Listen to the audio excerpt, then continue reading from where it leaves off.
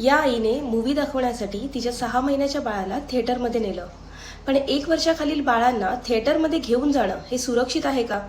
जाणून घेऊया. बाळांचा मेंदू हा अजूनही विकसित होत असतो.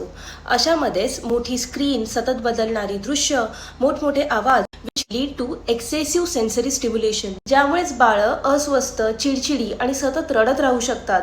थिएटरमधला आवाज हा 85 ते 100 डेसिबल पर्यंत देखील वाढू शकतो. या दरम्यान अचानक होणारे साऊंड इफेक्ट्स हे बाळाला दचकवू शकतात. बाळ अचानक घाबरू शकतात. त्यांचा हार्ट रेट देखील वाढू शकतो, ज्यामुळेच बाळांच्या झोपेवर देखील परिणाम होऊ शकतो. Because babies have more sensitive hearing than adult.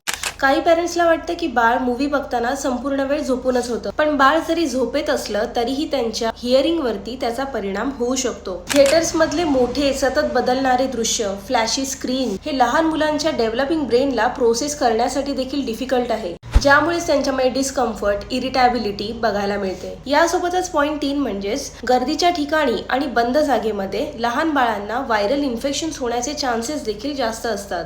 तर मग थिएटरमध्ये घेऊन जाण्यासाठी मुलांचं करेक्ट एज कोणतं आहे? तर अराउंड 3 ते 4 वर्षानंतर मुलांचा मेंदू हा विकसित झालेला असतो. अशा वेळेला मुलं ही एका जागी स्थिर बसून व्यवस्थित त्या मूवीचा आनंद देखील घेऊ शकतात. त्यावेळेला तुम्ही त्यांना थिएटरमध्ये घेऊन जाऊ शकता.